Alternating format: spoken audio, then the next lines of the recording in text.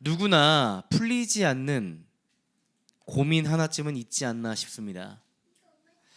이 직장에서 계속 일하는 게 맞는지, 그 사람과 이렇게 관계를 맺어가는 거가 맞는 건지, 지금 내가 잘 살고 있는 건지, 인생을 어떻게 풀어야 할지 모르는 막막함이 있을 때가 있습니다. 여러분, 근데 그거보다 더 막막한 게 있다면 뭘까요? 내 인생 고민을 털어놓을 사람이 없다는 겁니다.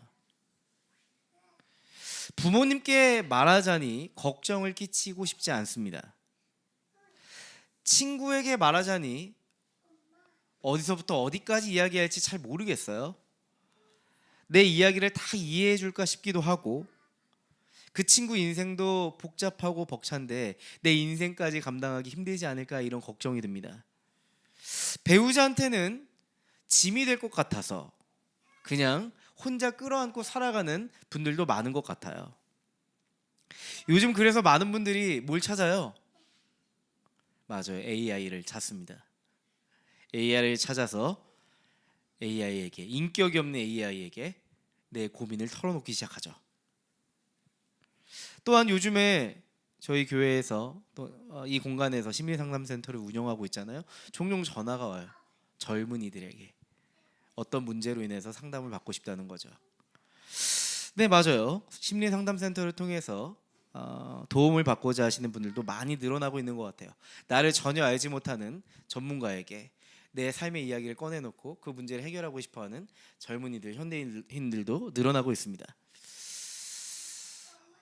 내 풀리지 않는 문제를 해결하기 위해서 유튜브에 검색도 해보고, 영상을 뒤지고, 또 자기 개발 콘텐츠도 찾아보고, 또한 인사이트를 주고 위로를 주는 강연들도 들으면서 내 인생을 지탱해보고 인생 문제를 풀어보려고 하는 것 같아요.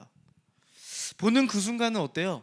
좀 나아지는 것 같고, 뭔가 실마리를 찾는 것 같고, 이렇게 하면 좋겠다, 이런 생각이 듭니다. 근데 화면을 끄고 나면요, 다시 공허해집니다. 왜요? 내 현실은 그대로이기 때문이죠. 머리로는 알겠는데 실제 내 삶은 달라질 것 같지 않아서 다시 막막함이 찾아옵니다. 여전히 풀어야 할 인생의 문제는 고스란히 내 인생의 자리에 있어요. 여러분, 혹시 그런 인생에 풀리지 않는 문제에 놓여 있는 분들이 계실까요? 오늘은 풀리지 않는 인생을 살아가는 이들에게 주시는 하나님의 메시지입니다. 오늘 말씀을 보면 풀리지 않는 인생을 살아가는 한 사람이 있습니다. 바로입니다. 8절을 보시죠. 8절 보시면요, 아침에 그는 마음이 뒤숭숭하여 사람을 보내어서 이집트의 마술사와 현인들을 모두 불러들이고 그가 꾼 꿈 이야기를 그들에게 하였다. 그러나 아무도 그에게 그 꿈을 해몽하여 주는 사람이 없었다. 바로가 꿈을 꿨습니다. 근데 도무지 그 꿈의 의미가 무엇인지 알 수 없었습니다. 그런데 더 답답한 현실은 아무도 내 꿈을 풀어줄 사람이 없었다는 거예요.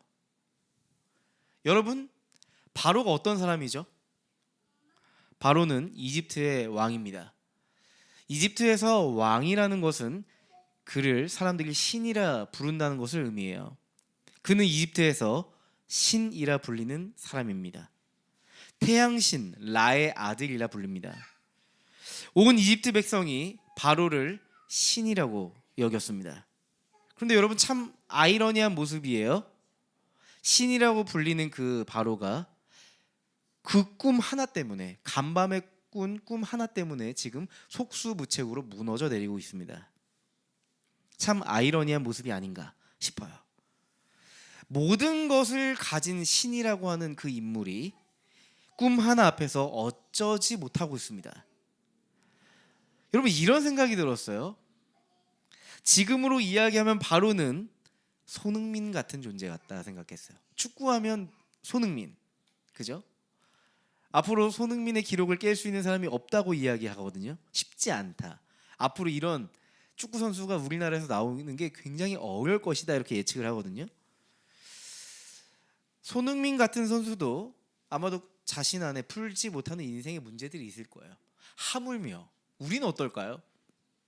별로 가지고 없는 우리의 인생은 당연히 작은 어떠한 풀리지 않는 문제 때문에 충분히 흔들리고 남겠죠. 우리 인생이 흔들리는 건 어쩌면 당연한 일이 아닐까 싶었어요. 바로는 이집트에서 총동원할 수 있는 지혜를 모읍니다. 기원전 17세기 이집트는요, 세상에서 가장 발달한 문명입니다. 지금으로 이야기하면 초강대국 미국이라고 할 수 있겠죠. 여러분 잘 아시는 것처럼 이집트는 7대 불가사의인 피라밋을 만든 나라입니다. 별자리를 그 당시에 계산했다고 하고요. 그 당시 의학이 많이 발전했다고 하고 수학을 가르치던 문명이 이집트 문명입니다. 여기 모인 지혜자들은 그 문명의 정점에 있는 사람들입니다. 근데 8절 말씀 보실래요? 8절 말씀.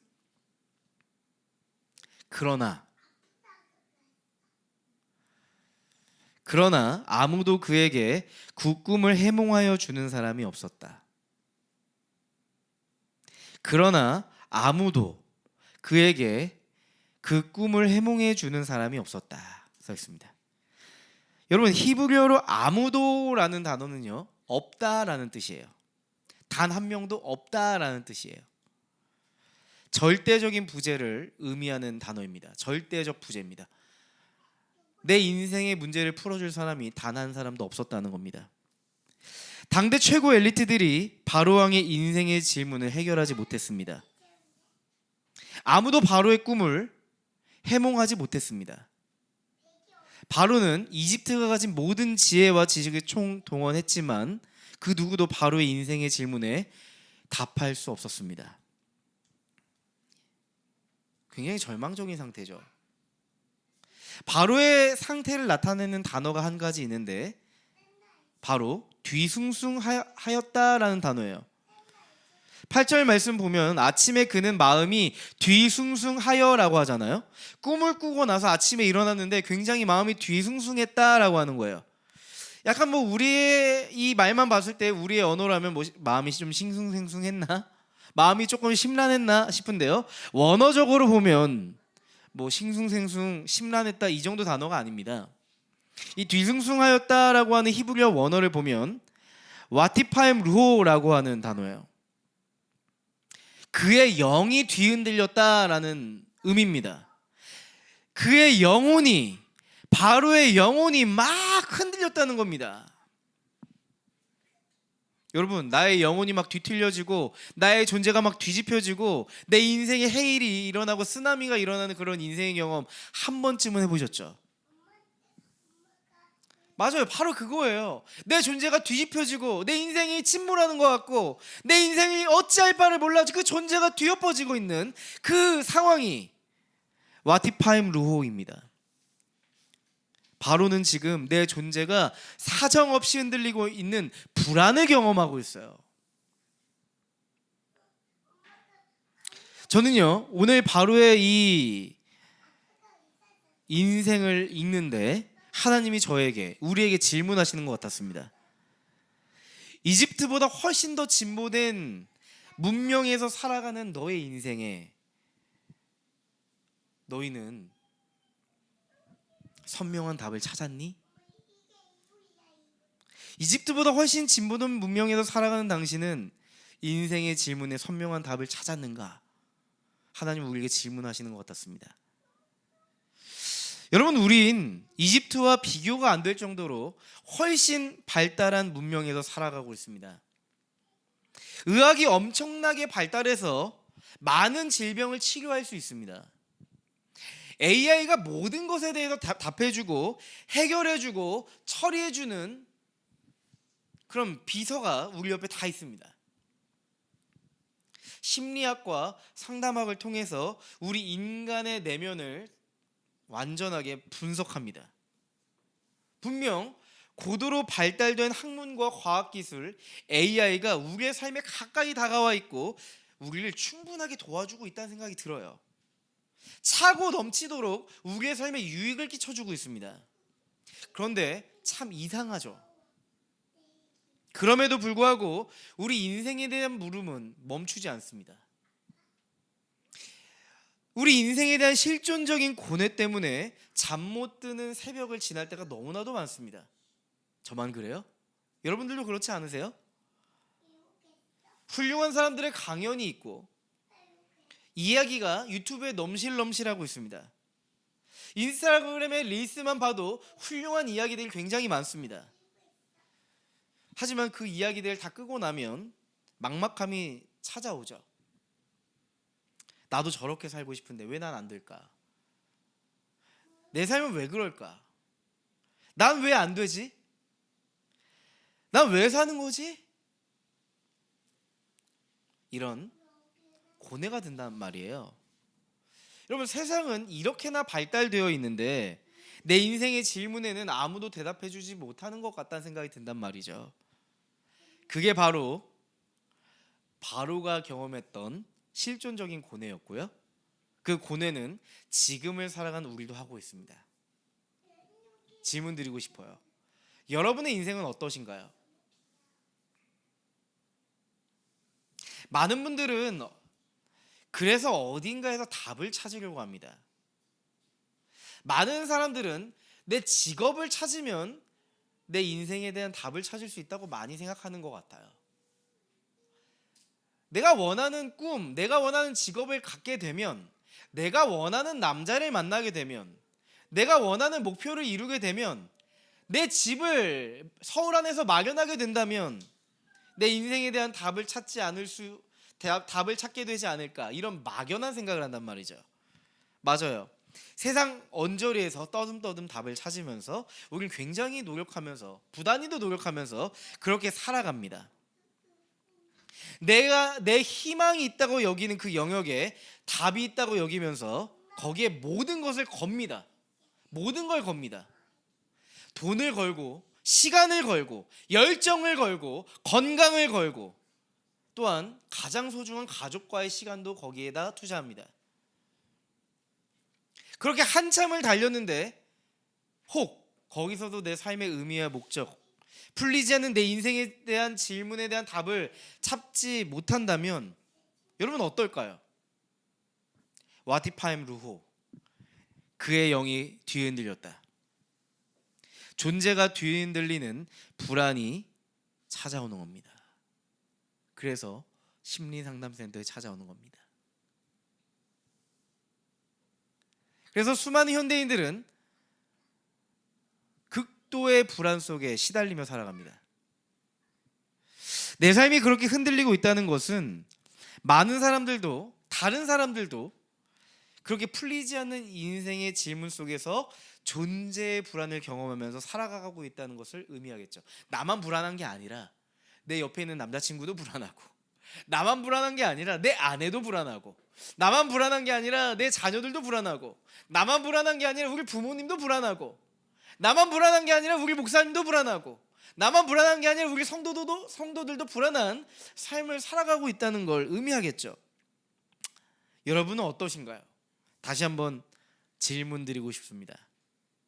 여러분은 지금 어디에서 답을 찾고 계신가요? 여전히 세상 속에서, 여전히 발달한 문명 안에서 여러분의 인생의 답을 찾고 있진 않으세요? 거기에 답이 있을 거라고 확신하고 있지만 답을 찾지 못해서 불안해하고 있진 않으신가요? 여러분, 기독교 신앙을 가진다는 건요, 단순히 교회를 다닌다, 초월적인 하나님을 믿는다는 것만을 의미하지 않습니다. 우리는 한편으로 난 교회를 다녀라고 해 안도합니다.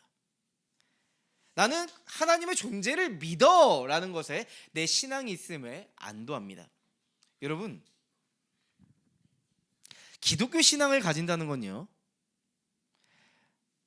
고도로 발달해 있지만 우리 인생에 대한 답을 주지 못하는 세상을 뒤로하고 나를 만드신 하나님 안에서 인생의 목적과 의미를 찾는다는 걸 의미합니다.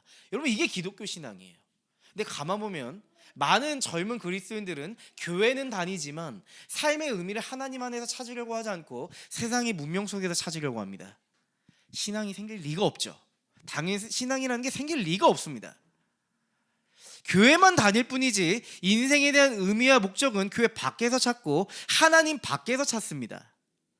그러다 보니까 당연히 인생의 의미를 찾지 못하고 기독교 신앙을 가지지만 불안하고 공허한 인생을 살아가는 겁니다.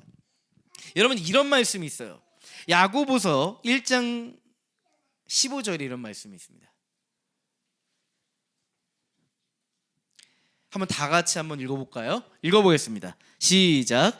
여러분 가운데 누구든지 지혜가 부족하거든 모든 사람에게 아낌없이 주시고 나무라지 않으시는 하나님께 구하십시오. 그리하면 받을 것입니다. 아멘이세요? 하나님이 이렇게 말씀하시잖아요. 누구든지 지혜가 부족하거든 누구에게 구하라고 해요? 하나님께 구하십시오. 그리하면 받을 것입니다.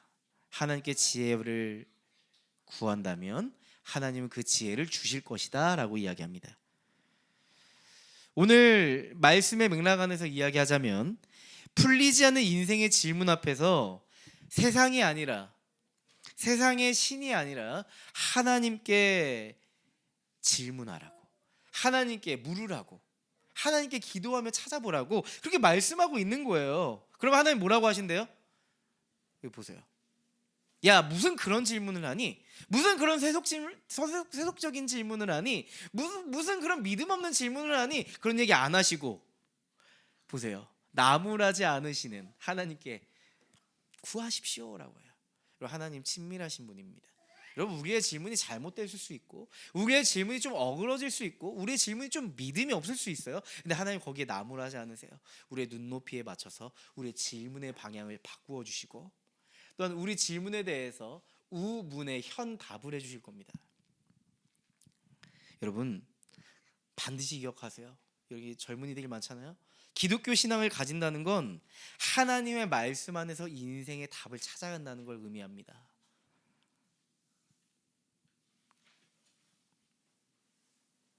제가 지난 상담을 할 때 이렇게 얘기했어요. 내담자에게. 그분은 저에게 돈을 내고 하는 내담자입니다. 저에게 상담사님이라고 부릅니다. 제가 이렇게 상담에 대한 솔루션, 과제를 드리고 이렇게 얘기했어요. 당신이 그리스도인이라면, 당신 크리스천이라면 한번 기도해 보시는 거 어떨까요? 라고 얘기했습니다. 제 안에 이런 마음이 들었기 때문입니다. 당신의 인생에 대한 답을 하나님 안에서 찾아보는 건 어떨까요? 라는 얘기를 했습니다. 여러분, 하나님을 아는 지식은요, 무엇으로 연결되는지 아세요? 나 자신을 아는 지식과 연결됩니다. 창조주 하나님을 아는 지식은 나 자신을 아는 지식으로 연결됩니다. 우리가 어떤 오류에 빠지는지 아세요? 나 자신을 아는 지식을 찾기 위해서 세상 속에서 부단히도 노력하고 있지만 하나님을 아는 지식에 머물려고 하지 않는다는 사실이에요. 사실 나를 만드신 하나님 안에 우리 인생의 매뉴얼이 있을 거 아니겠어요? 그렇죠? 제가 오늘 이거 조립했거든요. 우리 이제 키보드 생겨서 보면대로 제가 주문해서 오늘 조립했단 말이에요. 방금 예배 직전에. 이거 별건 아닌데요. 이것 하나도 제가 그 매뉴얼 보고 조립했단 말이에요. 여러분, 우리의 인생이 얼마나 복잡하고 다양합니까? 우리 인생의 맥락이 얼마나 다양해요. 복잡해요. 하물며 우리 인생 우리가 어떻게 풀어요? 어떻게 조립해요? 그렇지 않아요? 매뉴얼이 필요해요. 우리를 만드신 하나님, 우리를 구원하신 하나님의 매뉴얼인 말씀 안에서 우리의 삶을 조립해 가야 돼요. 우리의 삶을 설계해 가야 돼요. 하나님을 아는 지식은 반드시 나 자신을 아는 지식과 연결됩니다. 하나님을 알 때 비로소 우리 자신을 알게 됩니다. 여러분, 이게 기독교 신앙의 비밀이에요. 여러분, 9절과 12절 말씀 보시죠. 그때에 술잔을 올리는 시종장이 바로에게 말하였다. 제가 꼭 했어야 할 일을 못한 것이 오늘에야 생각납니다. 그때 그곳에 경호대장의 종인 히브리 소년이 저희와 함께 있었습니다. 저희가 꾼 꿈 이야기를 그에게 해주었더니 그가 그 꿈을 풀었습니다. 저희 두 사람에게 제각기 그 꿈을 해몽하여 주었던 것입니다. 여러분, 술 맡은 시종장 이야기가 갑자기 나옵니다. 술 맡은 시종장이 2년 전에 있었던 한 에피소드가 떠오르는 거예요. 내 꿈을 해석해줬던 한 사람이 있었잖아요. 누구죠? 야곱이요? 요셉이잖아요. 여러분은 요셉의 이름을 기억하죠? 근데 술 맡은 시종장은 요셉의 이름을 까맣게 잊어버렸습니다. 그래서 오늘 성경 보니까 뭐라고 얘기해요? 이름이 생각이 안 나. 그 누구더라? 그 있잖아. 그 히브리 그 청년 있잖아. 이렇게 생각한 거예요. 은혜를 입었지만 2년 동안 까맣게 잊고 살았던 겁니다. 요셉을. 그냥 그 있잖아. 히브리 청년 있잖아. 이 정도의 기억입니다. 술 맡은 시종장은 이름조차 까먹었던 요셉을, 그 히브리 청년을 불러오자고 합니다. 혹시 그 사람이라면 바로의 꿈도 해석해 줄 수 있지 않을까? 이렇게 생각했던 겁니다. 자, 이제 요셉의 입장에서 생각해 봅시다. 이제 요셉의 입장으로 한번 돌아와 보자고요. 자, 요셉이 분명히 술 맡은 시종장에게 이렇게 얘기했어요. 당신의 꿈이 맞다면 나를 꺼내어 주십시오. 저는 단 한 번도 잘못한 적이 없습니다. 죄를 지은 적이 없습니다. 저를 꺼내어 주십시오. 저를 기억하여 주십시오. 얘기했잖아요. 근데 어떻게 했어요? 까맣게 잊었잖아요. 자, 여러분이 요셉이었다면 어떻게 하겠어요? 억울하죠. 그러니까요. 처음엔 억울함의 감정이 컸을 것 같아요. 그 다음에 찾아왔던 감정이 뭘까요? 체념.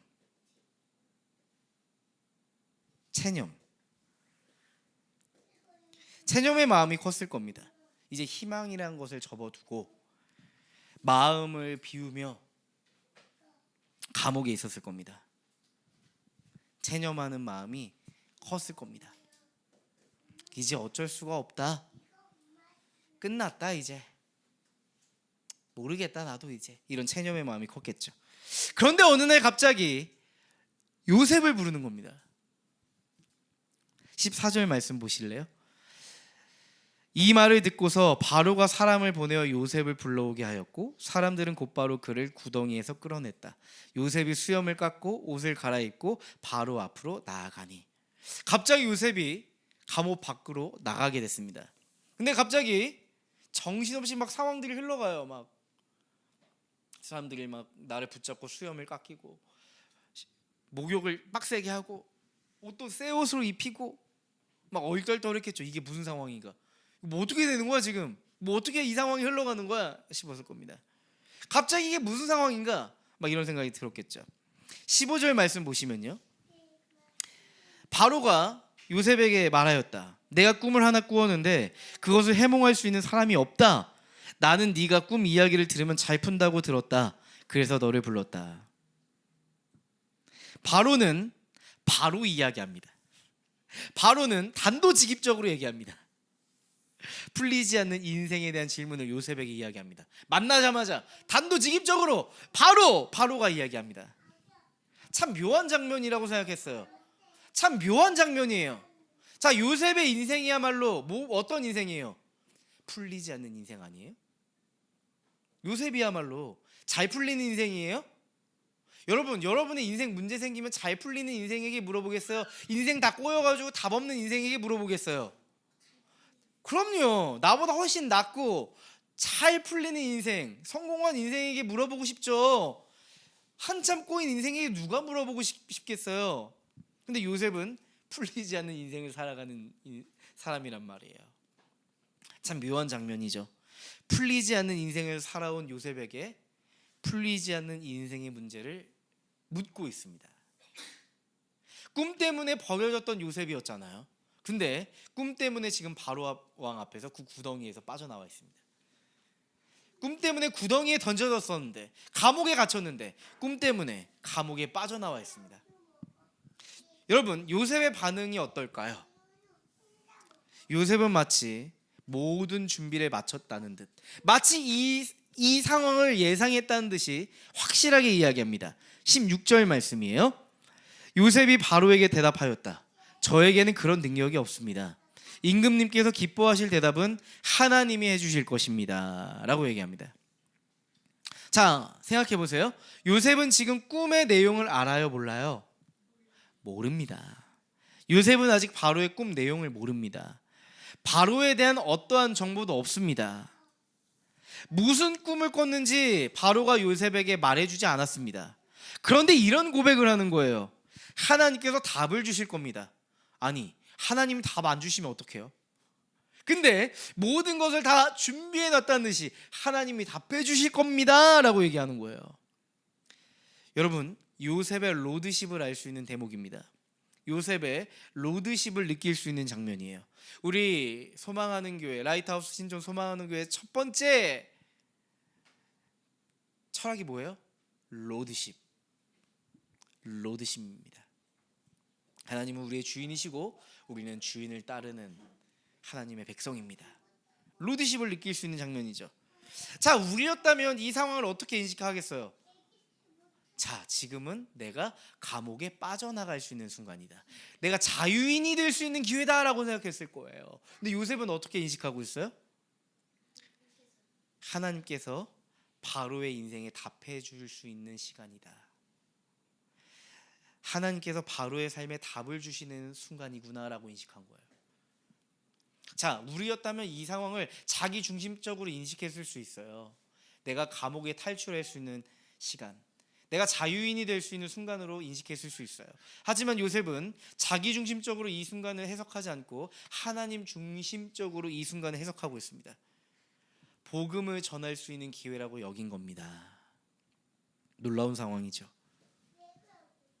참 놀라운 일이에요. 요셉의 영성을 알 수 있는 순간이죠. 요셉의 로드십을 알 수 있는 순간입니다. 여러분, 요셉의 인생을 한번 돌이켜 보시죠. 우리가 요셉의 인생을 좀 촘촘히 알아보고 있잖아요.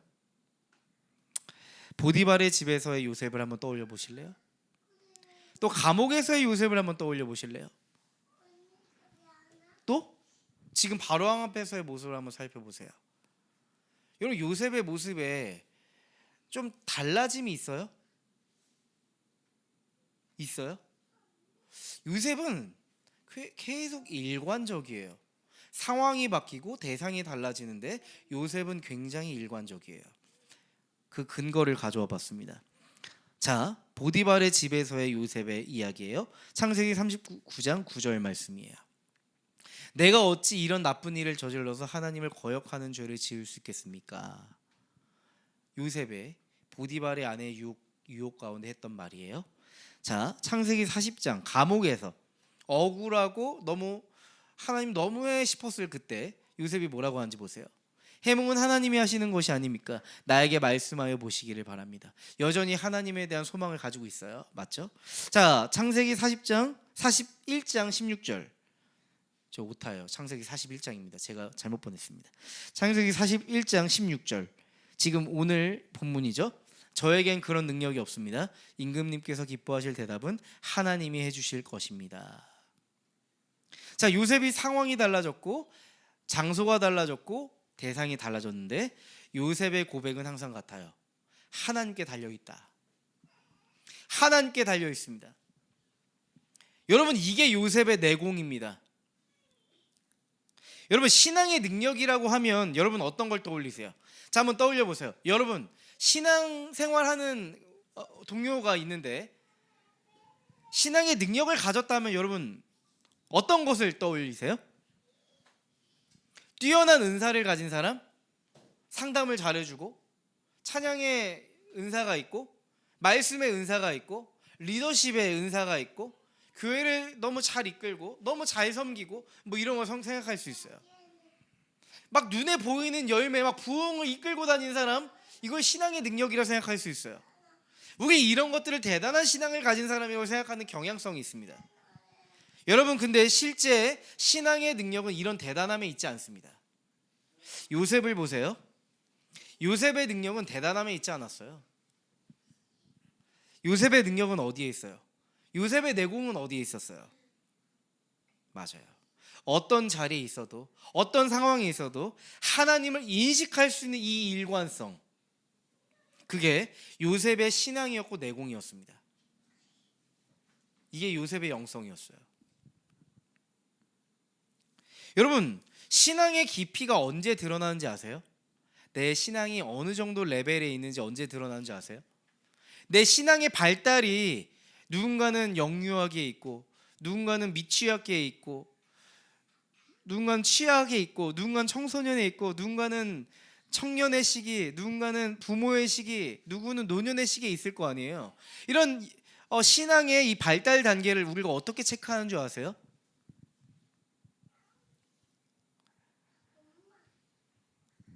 여러분, 신앙의 깊이는 내 상태가 좋을 때 드러나지 않아요.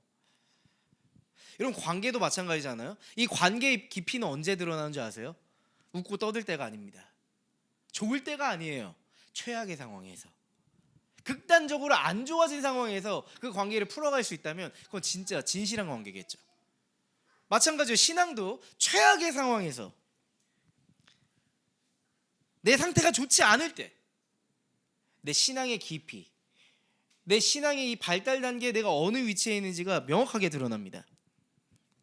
여러분, 우리가 신앙생활 잘한다고 칭찬을 들을 때는 날 잘 몰라요. 사실은 신앙의 깊이는 내가 가장 최악의 상황에서 오롯이 나의 상태가, 내 영적 상태가 드러나는 거예요.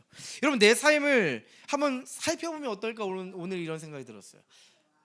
내 삶에 대해서, 내 신앙에 대해서 한번 오늘 체크해보면 어떨까? 이런 생각이 들었어요. 자, 요셉은 우리에게 질문하고 있습니다. 당신의 삶에 로드십이 일관성 있게 작동하고 있나요? 당신의 삶에 로드십이 일관성 있게, 이게 중요해요. 일관성 있게 작동하고 있는가? 내가 가장 소중하게 여기는 그 영역에서도 하나님이 주인이신가? 내 욕심이 담겨있는 그 영역에서도 하나님을 인식하는 일관성이 작동하고 있는가? 내 생존이 담겨있는 거기서도 하나님의 일관성이 작동하고 있는가? 내가 사랑하기 어려운 그 사람에게도 하나님을 인식하는 일관성이 작동하고 있는가? 내가 아직 아물지 않은 상처가 있는 그 관계에서도 하나님을 인식하는 일관성이 작동하고 있는가? 체크 해봐야 됩니다.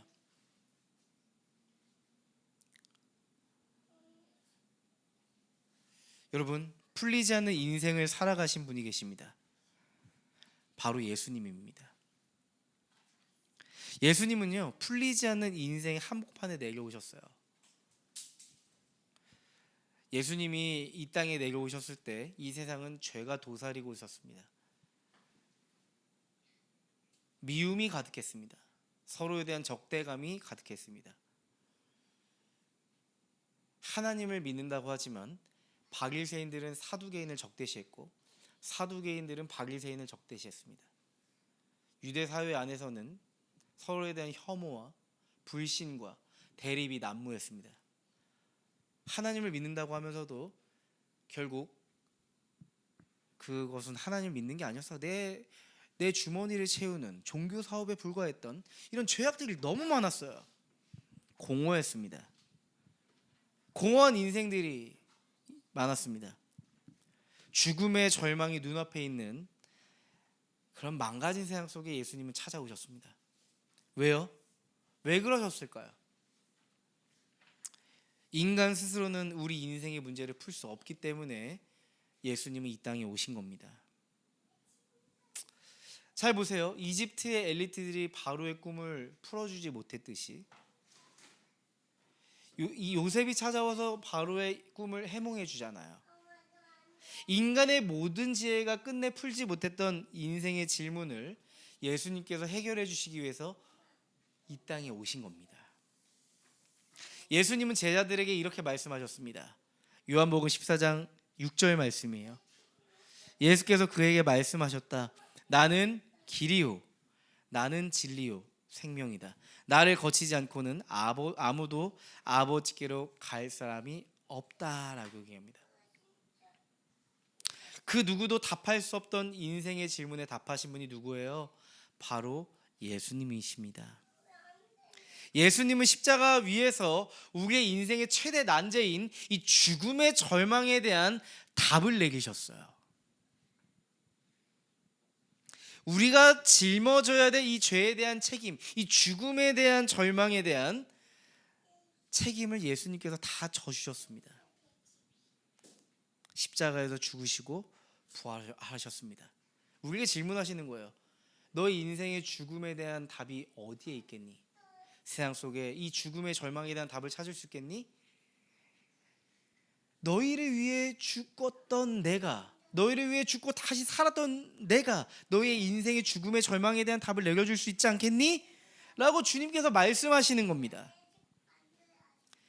우리는 예수님의 십자가와 부활을 통해서 우리 인생에 대한 선명한 답을 찾았습니다. 발견하게 되었습니다. 고린도전서 1장 18절에 이런 말씀이 있습니다. 우리 다 같이 한번 읽어볼까요? 읽어보겠습니다. 십자가의 말씀이 멸망할 자들에게는 어리석은 것이지만 구원을 받은 사람인 우리에게는 하나님의 능력입니다. 아멘. 십자가의 도가 멸망하는 자들에게는 어리석은 것이지만 구원을 받은 사람인 우리에게는 하나님의 능력입니다. 여러분, 우리의 지혜와 능력은 십자가에 있습니다. 우리의 지혜와 능력은 풀리지 않는 인생의 질문에 답을 내려준 예수 그리스도의 십자가에 있습니다. 여러분, 세상 사람들의 눈으로 봤을 때 예수 그리스도의 십자가는 미련한 것입니다. 어리석은 것입니다. 하지만 우리는 알고 있습니다. 구원받은 우리에게 십자가는 하나님의 능력이요 지혜입니다. 이 땅을 살아가는 우리 인생의 지혜입니다. 여러분, 바울은 이 비밀을 알았어요. 고린도전서 1장 27절 28절에 이런 말씀이 있죠. 자, 한번 다 같이 한번 읽어보면 좋겠어요. 하나님 여러분에게 하시는 말씀입니다. 그런데 하나님께서는 지혜 있는 자들을 부끄럽게 하시려고 세상의 어리석은 것들을 택하셨으며 강한 것들을 부끄럽게 하시려고 세상의 약한 것들을 택하셨습니다. 하나님께서는 세상에서 비천한 것들과 멸시받는 것들을 택하셨으니 곧 잘났다고 하는 것들을 없애시려고 아무것도 아닌 것들을 택하셨습니다. 아멘.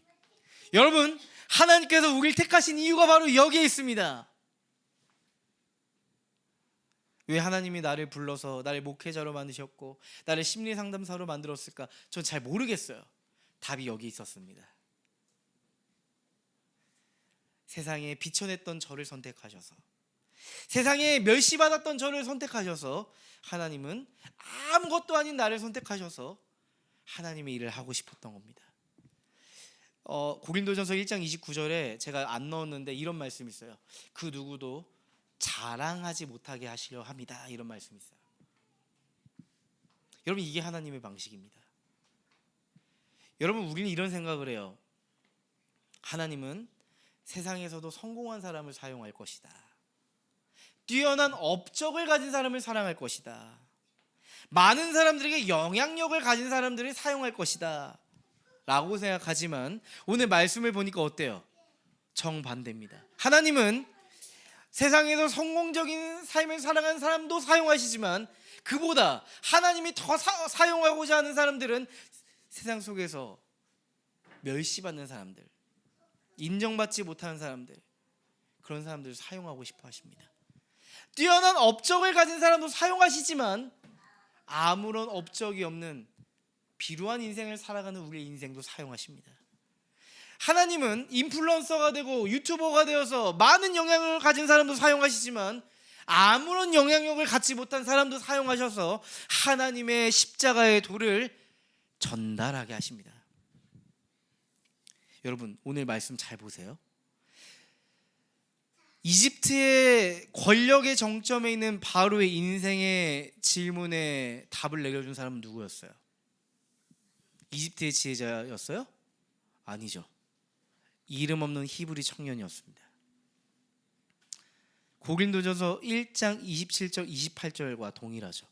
자, 온 세상을 구원한 예수 그리스도는 세상의 관점에서 히브리 청년과 같은 사람이었습니다. 이름 없는 나사렛의 가난한 목수의 아들이 무명의 사람이었습니다. 그는 바리새인도 아니었고 사두개인도 아니었습니다. 권력의 중심에 있는 사람도 아니었습니다. 그저 나사렛 사람이었습니다. 주님은 그런 예수 그리스도를 통해서 만인의 질문에 답을 해주셨습니다. 여러분 보세요. 요셉의 때도, 예수 그리스도의 때도, 그리고 오늘 예수 그리스도를 따르는 비천한 우리의 삶을 통해서도 하나님은 같은 방식으로 일하고 싶어 하십니다. 연약한 우리 인생을 통해서 하나님은요, 인생의 답을 찾고 있는 소망을 잃어버린 이들에게 예수 그리스도의 십자가에 담긴 비밀을 전달하고 싶어 하십니다. 여러분의 인생 한번, 주변을 한번 잘 떠올려 보세요. 여전히 풀리지 않는 인생에 살아가고 있는 바로와 같은 사람들이 있습니다. 여러분, 근데 그 사람들의 특징이 있어요. 겉으로 보기엔 아무런 문제가 없어 보일 겁니다. 어쩌면 나보다 많은 걸 소유하고 있을지 모르겠어요. 많은 걸 잃었고 나보다 대단한 삶을 살아가고 있는 사람일 수도 있습니다. 근데 여러분, 우리는 그 사람의 껍데기만을 보지 않고요, 그 사람 안에 있는 심연을 볼 때가 있습니다. 그 사람들 안에, 어서 오세요, 심연을 들여다볼 때가 있습니다. 그 사람들 안에 심연을 보게 됩니다. 여러분, 그 사람들이요, 고민은 굉장히 많은데 털어놓을 사람이 없어요. 혼자 모든 인생의 문제를 끌어안고 끙끙 앓며 살아가고 있거든요. 여러분, 우리는 그들에게 다가가야 합니다. 소망을 잃어버린 이들에게 하나님은 우리를 그들에게 보내셔요. 소망을 잃어버린 이들에게 우리의 존재를 보내십니다. 하나님은 소망하고 계세요. 저는 우리 교회가 하나님의 소망이 담겨있는 교회가 됐으면 좋겠습니다. 하나님은 우리에게 세상이 줄 수 없는 것들을 맡기셨어요. 고린도후서 4장 6절 7절 보시면 주님이 이렇게 말씀하셨어요. 여러분의 마음판에 새기세요. 함께 읽어보겠습니다. 어둠 속에 빛이 비쳐라 하고 말씀하신 하나님께서 우리의 마음속을 비춰주셔서 예수 그리스도의 얼굴에 나타난 하나님의 영광을 아는 지식의 빛을 우리에게 주셨습니다. 다음, 우리는 이 보물을 질그릇에 간직하고 있습니다. 이 엄청난 능력은 하나님에게서 나는 것이지 우리에게서 나는 것이 아닙니다.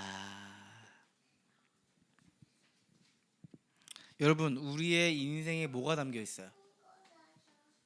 그리스도의 빛이 담겨 있대요. 6절 말씀 보니까 어둠 속에 빛이 비춰라 하신 그 말씀이 우리의 마음속을 먼저 비추셨고 그 빛 안에 하나님을 아는 지식이 머물게 하셨대요. 그죠?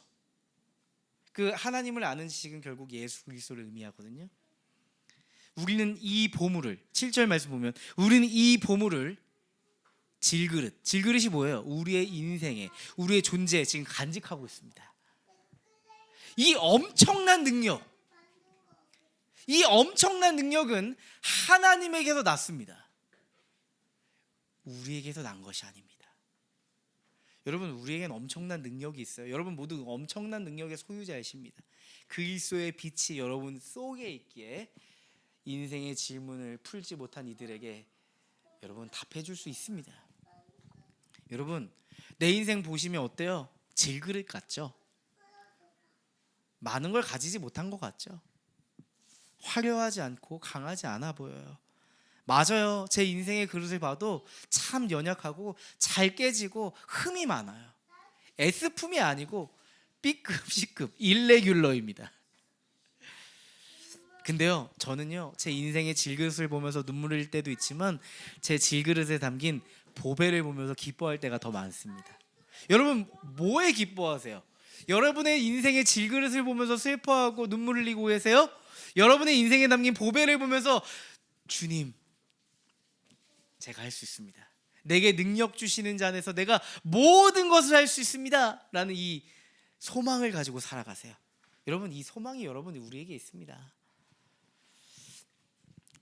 여러분의 질그릇 같은 인생에 보배이신 예수 그리스도가 있습니다.